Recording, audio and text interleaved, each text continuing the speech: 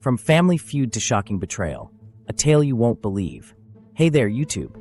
Buckle up, because you're about to hear a story that'll make your family drama look like a picnic in the park. Ever had a sibling who made your life a living hell? Well, multiply that by 1,000, add a dash of soap opera twists, and you've got my life. But wait, there's more. Just when you think it can't get any crazier, we're throwing in a secret pregnancy bombshell that'll knock your socks off. Now, before we dive in, I've got to warn you. This story contains scenes of extreme pettiness, more plot twists than a pretzel factory, and enough family drama to make the Kardashians look like the Brady Bunch. Viewer discretion is advised, and popcorn is recommended. The family feud that turned my life upside down. Let me introduce you to the dynamic duo of dysfunction, me and my younger brother, David. Now, I know what you're thinking. Siblings. How sweet. Well, hold on to that thought, because we're about to take a wild ride down memory lane. Picture this, a lifetime of torment, where wedgies were a form of greeting and I love you was always followed by a swift kick to the shins. That was my childhood, folks. And just when I thought I'd escaped the madness by growing up, David decided to take our sibling rivalry to the next level. I'm talking about the kind of betrayal that makes soap operas look tame.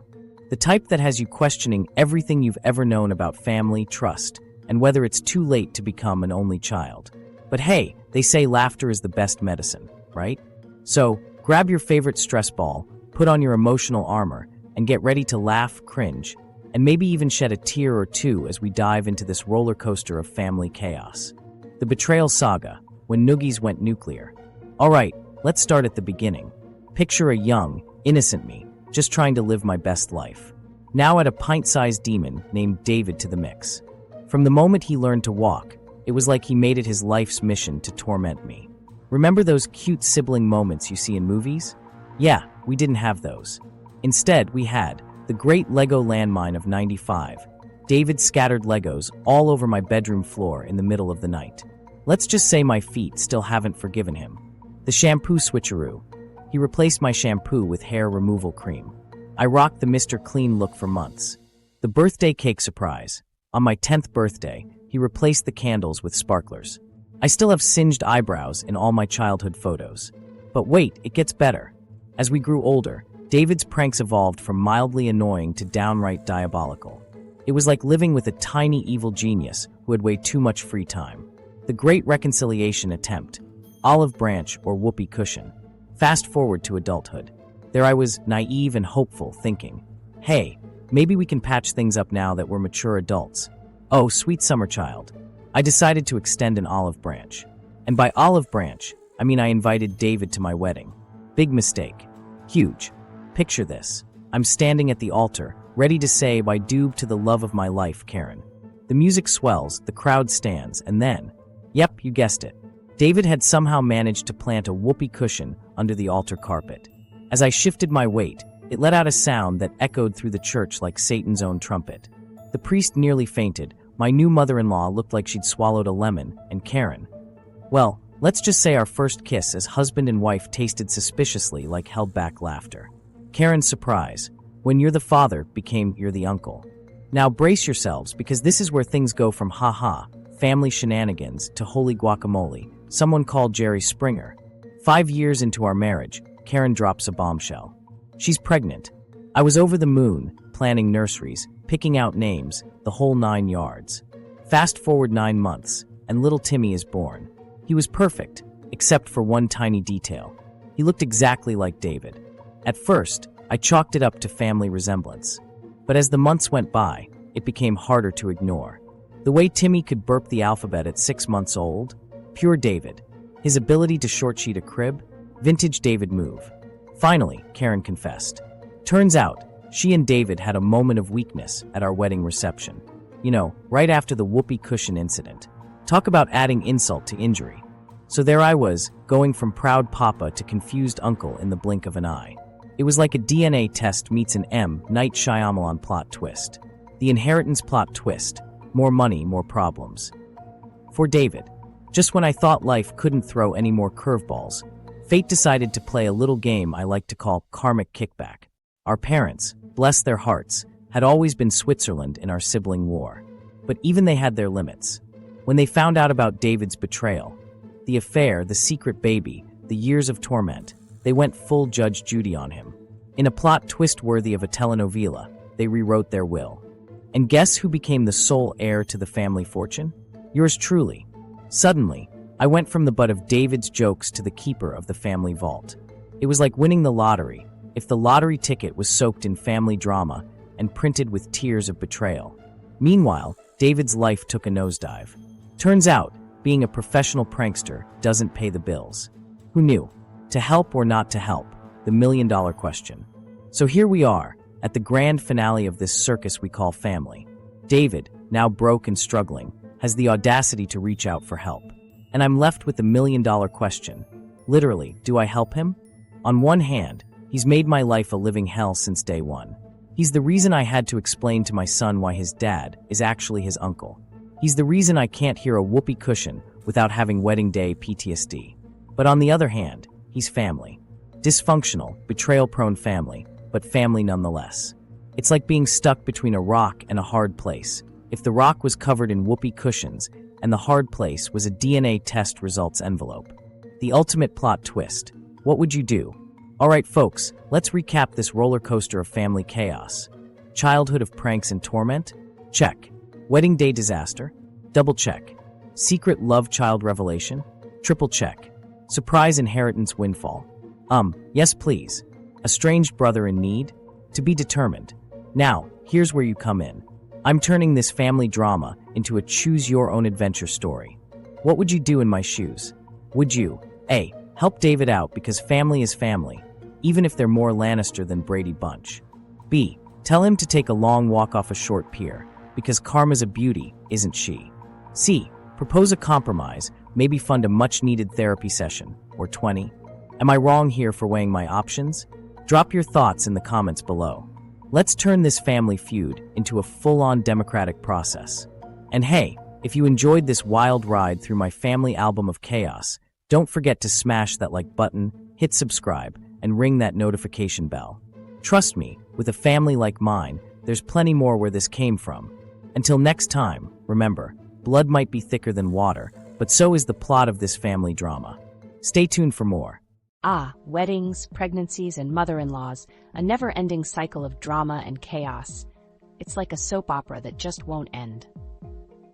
Well, folks, gather around for this tale of woe and frustration, as told by a new mom in her mid-20s. So picture this. I'm recovering from giving birth to my little bundle of joy, and let me tell you, it wasn't exactly a walk in the park. But in the midst of all the hormonal changes, sleep deprivation, and overwhelming joy, I thought I'd take the time to vent about some frustrations regarding the whole situation. For context, I am a 26-year-old woman, and my dear husband is a 29-year-old man. We've been happily married for 2 years now, or at least we were until my mother-in-law showed her true colors.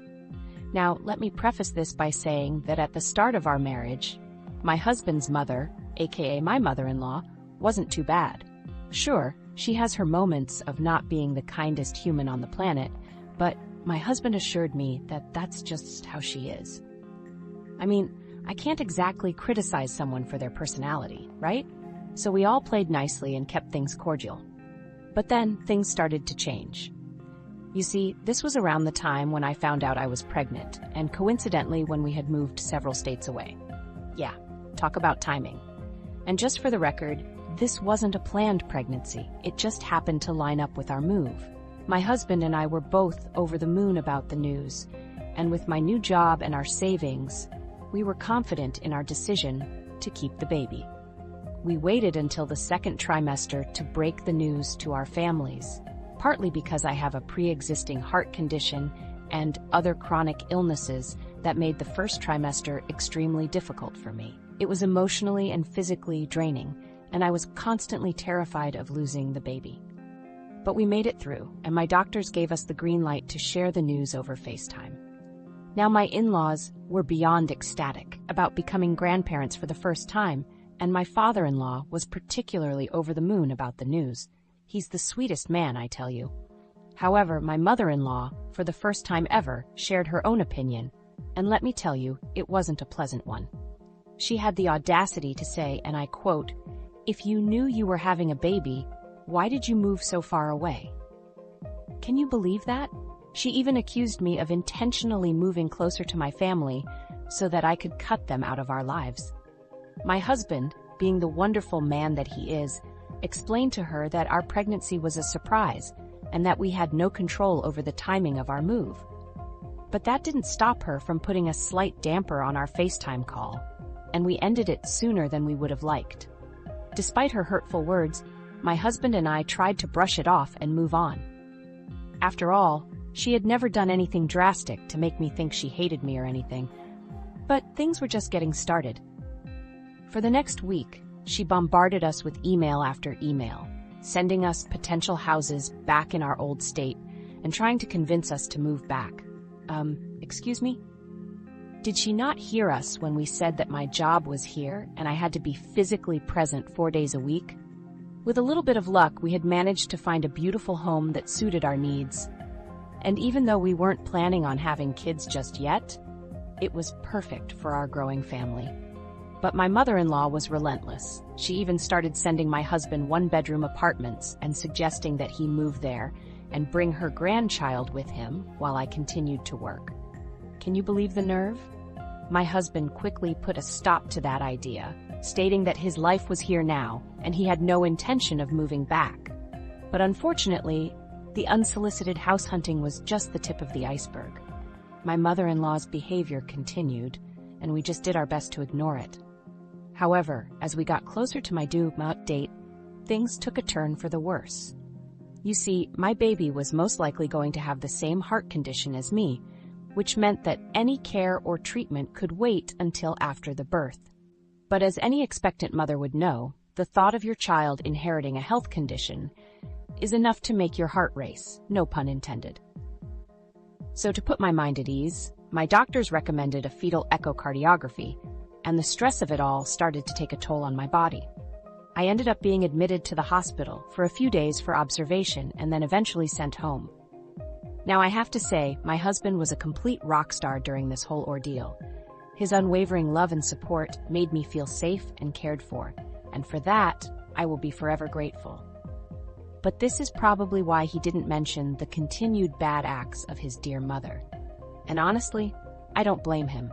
He was also working more than usual, trying to make sure that our move-in was going smoothly and dealing with the emotional stress of the pregnancy and his mother's actions.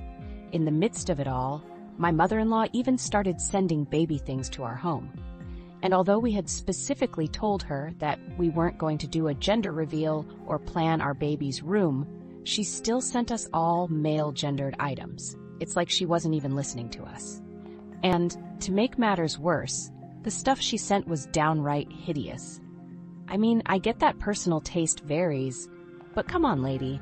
It's like she was intentionally trying to make our baby's room an eyesore. But, alas, time went on, and I eventually started to feel better physically. My baby was still most likely going to have the heart condition, but the doctors reassured me that we could address it after the birth. However, despite my physical recovery, things were about to take a turn for the worst. You see, my mother-in-law had taken it upon herself to start posting about my pregnancy on Facebook. And I'm not talking cute little updates or baby bump photos. Oh no, she went straight for the drama. In one of her posts, she claimed that I was intentionally putting the baby's life at risk because of my poor health. She even had the audacity to accuse me of trying to ruin my baby's life. I mean, come on, lady, there's a fine line between being concerned and being downright malicious. And the worst part?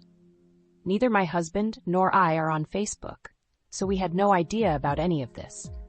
But as if that wasn't bad enough, my due date came and went, and my baby showed no signs of wanting to make her grand entrance.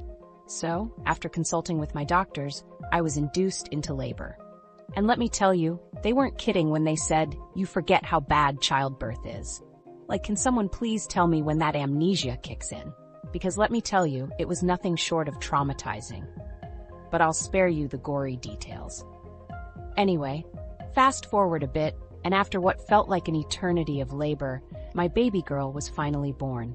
And let me just say, both my husband and I were beyond elated to finally meet her. We had stocked up on all the necessary supplies and clothes ourselves, and we even donated all the stuff that my mother-in-law had bought. Ha! Take that, lady. Now, As you can imagine, this was a very emotional time for us, and we both wanted to soak it all in and bond with our little one. But unfortunately, my mother-in-law had other plans. Oh yes, she did. You see, she had found out which hospital I would be at. Meanwhile, I'm pushing a human out, a feat that makes giving birth to a small planet sound like a cakewalk. When I finally emerged from the hospital, weak as a kitten, mother-in-law Zilla had morphed into a full-blown Godzilla, wreaking havoc on our lives. She showed up at our house unannounced, demanding to see her baby. She posted photos of random babies on Facebook, subtly implying, or not so subtly, that I was a baby-swapping fiend. And then the final straw. She went full-on Darth Vader, launching a public campaign to claim guardianship of our daughter, alleging parental abuse. Social media exploded, our private lives were plastered online, and I felt like I was drowning in a tsunami of mother-in-law Zilla's making. Fortunately, my amazing husband took charge. He dealt with the police, the lawyers, the internet mayhem, all while being the most incredible father and support system I could ask for. We're currently battling mother-in-law Zilla in court, thanks to my awesome lawyer cousin, seeking to reclaim our sanity and protect our family. This whole ordeal has been, to put it mildly, exhausting. But amidst the chaos, there's one thing shining brighter than 1,000 suns: the love I have for my husband and our beautiful baby girl. Mother-in-law Zilla can unleash her fury, but our love and resilience are stronger. This is our story, and let me tell you, it's just getting started. P.S. If you see a post about a baby-stealing, heart condition-wielding villain, don't believe the hype. That's just our friendly neighborhood mother-in-law Zilla spreading her special brand of crazy. It is absolutely mind-boggling how my parents have this unrelenting obsession with exclusively dining on authentic cuisine. In my opinion, it is the most aggravating thing to endure on planet Earth. I have witnessed this behavior throughout my entire existence, and quite frankly, I have reached a point where I detest going out to eat with them because of their incessant need to act superior when it comes to food. The scenario is always the same. We would be in the Southwest, a region known for its delicious Mexican cuisine, and my parents would suggest going out for some Mexican food. However, their intentions were never to genuinely enjoy a meal together. Every time we went to a chain restaurant like Chili's or Baja Fresh, my parents would pick apart every dish, complaining that it wasn't authentic enough. It was like a ritual for them to make negative comments and critiques about the food, while simultaneously gorging on it. It was a strange and baffling sight, considering they were both white yuppies from Southern California, with no real connection to the culture or cuisine. As a child, I couldn't understand why they would choose to dine at these chain restaurants, only to complain about the lack of authenticity. My grandparents, who were equally as pretentious, would often join us for meals, making the situation even more absurd. They, too, refused to indulge in authentic Mexican food, deeming it beneath their social status. According to my parents, in order to experience authentic Mexican cuisine, one must venture into Spanish-speaking neighborhoods, restaurants, or food trucks. And even then, they would only go to those places if the food was cooked by an authentic Mexican person, in a rustic-looking kitchen or environment. It seemed like a never-ending quest to find the most authentic dining experience, but I suspect they had no real idea of what that actually meant. My dad's enthusiasm for these elusive, authentic food experiences was palpable. He would often bring home giant burritos from a food truck, eagerly proclaiming their authenticity because the cook didn't even speak English. As a child, I remember being impressed by this, but now, in hindsight, I realize that those burritos were probably just your average flour tortilla wrapped around some meat and vegetables. But to my dad, it was the pinnacle of authenticity. This obsession with authenticity didn't just revolve around Mexican food. Sushi, another popular food in our area, also became a point of contention. One time, my brother, who loves sushi, took my parents out for his graduation dinner. My mom, who had never tried sushi before, immediately started complaining, as expected. My dad, joining in on the routine, also began making remarks about the authenticity of the sushi. At one point, they even asked the waitstaff if the restaurant had avocados from Japan, probably hoping to catch them in a lie. Of course, they were told that there were no avocados in Japan, and then they started fussing about it being served without avocados. I couldn't help but roll my eyes at this point. As if that wasn't enough, I pointed out that there is also no salmon in Japan, but that didn't stop my parents from enjoying the sushi until I mentioned it. Suddenly, they couldn't stomach it. It was a frustrating and comical situation to witness. My brother and I found joy in instigating their behavior, which only made them more determined to prove a point. In the end, they refused to eat any sushi and settled for chicken teriyaki bowls, which they claimed were the most authentic item on the menu. Honestly, I cannot imagine living in the self-inflicted prison that is my parents' minds. It must be a sad existence to never truly enjoy a meal because of this irrational obsession with authenticity. They can't even appreciate delicious food without being massive jerks about it. It's such a bizarre way of approaching food, always on the hunt for the most authentic option, yet refusing to venture into the actual culture of the food. Instead, they prefer to stay in their comfortable bubble of ignorance and blindly criticize anything that doesn't meet their standards. All in all, my parents' behavior towards food is not only strange and irritating, but it's also incredibly limiting. Life is too short to be so picky and close-minded when it comes to food. Just eat your sushi and enjoy it for what it is, not what it isn't. And for the love of authentic cuisine, stop stealing salsa from restaurants. It's just plain obnoxious. But now I of course have to ask, do you also find my parents' antics weird, or is this on me? Parking drama, when roommate wars go nuclear. Hey YouTube, buckle up because I've got a story that'll make your jaw drop faster than a towed car. Picture this, 4 roommates, 1 parking spot, and enough drama to fill a season of reality TV. Have you ever wondered what happens when a simple parking dispute turns into an all-out war? Well, grab your popcorn because you're about to find out. Roommate drama, when parking spots become battlegrounds. What's up, drama lovers? It's your girl coming at you live from the trenches of the Great Parking War of 2024. I'm your host, and boy, do I have a tale to tell. So, picture this. There's me at 23 years old and my 3 partners in crime, roommates. We've got Sarah, who is 22, Jenny, who is 24, and last but certainly not least, the star of our show, Lucy, who is 20 years old. Now, we live in this apartment complex that's basically the Hunger Games of parking. You know, the kind where finding a spot is like winning the lottery, except instead of money, you get the privilege of not walking 2 blocks in the rain.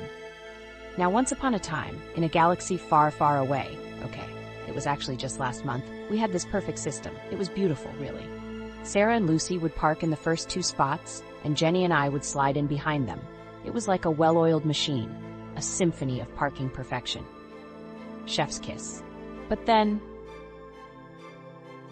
Lucy happened. The Great Parking Pass Predicament, a comedy of errors. Setting the scene, Parking Chaos 101. All right, let's break this down for those of you who've been blessed with normal parking situations. Our apartment complex decided to spice things up by closing the main parking deck for construction. You know, because who doesn't love a little chaos with their morning coffee? So now we're all crammed into this second deck that's about as spacious as a shoebox. We've got 4 spots designated for our apartment, but here's the kicker. The first 2 spots get blocked in by the second 2. It's like a game of car Tetris, except nobody wins and everyone's stressed. The 4 horsewomen of the parking apocalypse. Now let me formally introduce you to the cast of this parking soap opera. There's me, your humble narrator, just trying to live my best life and park my car without having an aneurysm. Sarah, the sweet summer child who probably wouldn't hurt a fly, let alone park in the wrong spot. Jenny, my partner in late-night parking crime. We're the dynamic duo of please don't block us in, we have early classes. And then there's Lucy. Oh, Lucy, where do I even begin? Lucy's lazy parking shenanigans. Lucy, bless her heart, decided that our perfectly crafted parking system was just too much work. Why pull forward into your designated spot when you can just not? Oh, I'm tired. Oh, I'm busy. Oh, I have somewhere to go later. Yeah, Lucy, and I have a burning desire to park my car without calling the National Guard for assistance, but we can't always get what we want, can we? So there I am, coming home after a day that felt longer than the line at the DMV, and what do I find? Lucy's car was parked snugger than a bug in a rug, right in my spot. And let me tell you, this wasn't a one-time thing. Oh no, this became Lucy's favorite hobby. I tried everything. I talked to her, I pleaded. I considered hiring a skywriter to spell out "Park in your own spot, Lucy" above our building, but nothing worked. It was like talking to a particularly stubborn brick wall. The tow truck cometh, consequences unleashed. Now, here's where things get spicy. One fateful day, I come home and Lucy's car is gone. Poof! Vanished like my will to live during finals week. Turns out the complex manager had finally had enough of Lucy's parking shenanigans. Not only was she playing musical chairs with our spots, but she'd also been treating handicapped and guest spots like her personal playground. Oh, and did I mention she hadn't even paid for parking that month? Talk about living on the edge. So, what did our dear complex manager do? They called in the big guns, or should I say, the big truck. That's right, folks. Lucy's car got towed faster than you can say parking violation. But wait, there's more. Not only did Lucy's car get a one-way ticket to Impound Town, but her parking pass got revoked quicker than a celebrity's Twitter verification. It was like watching Karma in action, except Karma was wearing a tow truck driver's uniform. Lucy's meltdown, the screaming banshee act. Now picture this. Lucy comes home, probably skipping and whistling, completely oblivious to the parking apocalypse that's about to rain down on her. She gets to her spot and... crickets. No car, just an empty space and the echo of her last excuse bouncing off the concrete walls. What follows next can only be described as a meltdown of epic proportions. I'm talking full-on, Broadway-worthy dramatics. Lucy bursts into our apartment like a tornado in a trailer park, all wild eyes and flailing arms.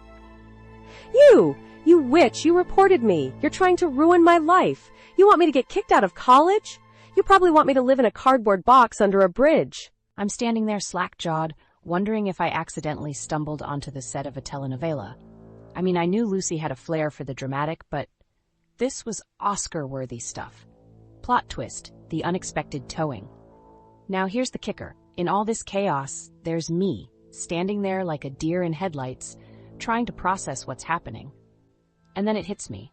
I didn't actually report Lucy. I mean, sure, I'd fantasized about it. If I daydreamed about her car magically disappearing while I was stuck walking 2 blocks in the rain for the umpteenth time. But did I actually do it? Nope. Turns out Lucy's parking sins had caught up with her all on their own. So there I am, caught between wanting to laugh at the irony and wanting to hide under my bed until this all blows over. I managed to squeak out an apology, trying to explain that I had no idea they would tow her car. But let me tell you, trying to reason with an enraged Lucy is like trying to explain quantum physics to a goldfish. It's just not happening. The parking pass predicament, you decide. Am I wrong here? And there you have it, folks, the great parking pass predicament of 2024. A tale of friendship, betrayal, and really bad parking etiquette. Now, I turn to you, my dear viewers. Am I wrong here? Should I have just sucked it up and embraced the 2-block walk as my new cardio routine? Or was Lucy long overdue for a parking reality check? Drop your verdict in the comments below. Are you team she had it coming or team cut Lucy some slack? And while you're down there, don't forget to smash that subscribe button harder than Lucy smashed her chances of ever parking in our complex again. And hey, if you thought this was wild, just wait until you hear about the great dishwasher debacle of last semester. Trust me, you don't want to miss it. Until next time, keep your parking straight and your drama crooked. This is your host, signing off from the front lines of the roommate wars. Stay tuned, and may the parking gods be ever in your favor. Oh honey, let me tell you about my neighbor John, the human equivalent of beige paint and HOA regulations. This is a man who thinks that the most daring design choice is a slightly off-white eggshell. I, on the other hand, believe that life is too short to live in a beige box, both literally and figuratively. So, naturally, when I finally had the chance to repaint my house, I went wild. Now, I'm not talking about some obnoxious clown car explosion of colors. Think more of a serene sunset kissed by a playful rainbow. It's peachy soft, accented with sage green, whispers of blue, and a dash of pink, both soft and dusky. Imagine the kind of palette a tipsy Monet might dream up on a sugar high. Google Cooler's Blue Sage Peach, and you'll get the gist. John, bless his bland little heart, has been having palpitations ever since the first stroke of color hit his retinas. He's whined about the paint, whined about our wildflower lawns sprinkled with sunflowers and whimsical garden flags, whined about the little free library that dares to bring a splash of vibrancy to our sedate suburban street. The man practically needs an oxygen tank just to process the sight of a ladybug-shaped stepping stone, hand-painted with my niece. Each time he launches into his tirade of beige-tinted disapproval, I politely suggest he might find solace in a gated community with a strict architectural review committee and a collective allergy to anything resembling self-expression. He usually responds by sputtering about how he's lived in his house for 15 years and shouldn't have to relocate just because his neighbor is a flaming bohemian. To which I counter that perhaps he should learn to appreciate a little color in his life instead of clinging to the aesthetic equivalent of a dusty mothball. Last weekend, while my niece and I were laying the finishing touches on our vibrantly colored ladybug pathway, John lumbered over like a grumpy thundercloud. Predictably, he opened his mouth to unleash another torrent of complaints. This time, however, my niece was there, her eyes twinkling with teenage amusement. "It's time for you to grow up, John," I declared, a mischievous grin spreading across my face, "and get over what I'm doing with my own house." His face turned the same shade as a ripe tomato. "You have no right to talk to me like that," he blustered, puffing up like an indignant chipmunk. "Do you know who I am?" "Honestly, John, I don't really care," I replied, my tone dripping with mock sympathy. "If you have so much free time to complain about a colorful house, maybe you should pick up a hobby. Knitting, perhaps, or underwater basket weaving. Anything to occupy that apparently boundless well of negativity you seem to possess." He huffed and puffed, sputtered like a malfunctioning tea kettle, then stomped off in a huff, muttering something about me being a nasty piece of work. My niece, bless her heart, burst into laughter. "He can't handle a little color, can he?" she giggled. "And if he doesn't, well, at least he'll be buried under a tombstone the exact shade of his personality. Boring beige." Later that day, another neighbor stopped by. She tried to guilt me, saying I should be nicer to John because he's been in the neighborhood forever. "He's just grumpy because he's old," she chirped. "I get that he's been here a long time," I sighed, "but that doesn't give him the right to dictate how I live my life or the colors I paint my house." "But being nice doesn't hurt," she persisted. I raised an eyebrow. "Is telling him to get a life really that big of a deal?" She pursed her lips, a flicker of understanding crossing her face. "Maybe not," she conceded, "but maybe you could try a different approach next time. Throw in a bit of honey with the vinegar, you know?" I shrugged. "I'll see what I can do," I replied, but the mischievous glint in my eye betrayed my words. The truth is, I rather enjoy John's predictable outrage. It's like clockwork, beige paint, complaints, a dash of self-righteous indignation. It's his own private brand of performance art, and I wouldn't dream of denying him his audience. Besides, a little bit of neighborly friction adds spice to life, don't you think? Anyway, I still have to ask. Is this on me? Should I be more sympathetic to John's one-dimensional boring brain? Please let me know in the comments. So here I am, a carefree 20-year-old gal, off on a countryside vacay with my little brother, blissfully unaware of the emotional tsunami brewing back home. Meanwhile, my 21-year-old boyfriend, let's call him dog whispering with the gut-wrenching loss of his beloved canine companion, a furry friend he'd cherished since he was a mere pup himself. Now, Dog Whisperer and I have been hitting a few snags in our relationship lately, the kind that leave you feeling like you're tiptoeing through a minefield. But nothing could have prepared me for the emotional roller coaster that awaited me upon my return. Act 1, Puppy Love and Cold Reality. The day began innocently enough. I shoot Dog Whisperer a quick text, checking in and letting him know I'd be off the grid for the day, bonding with my brother. Little did I know, I was about to receive a text that would leave me feeling like I'd been hit by a truck. His dog, his furry soulmate, had crossed the Rainbow Bridge. The words hit me like a ton of bricks. I was heartbroken for him, and rushed to offer my condolences and support. But plot twist, my well-intentioned messages were met with radio silence. Act 2, The Great Miscommunication. Now, I'm not claiming to be a mind reader, but I figured Dog Whisperer might appreciate some space to grieve. So I continued my digital detox, blissfully unaware of the emotional turmoil brewing on the other end. Fast forward to later that night, when I finally reconnected with the real world. I reached out to Dog Whisperer, only to be met with a tidal wave of disappointment.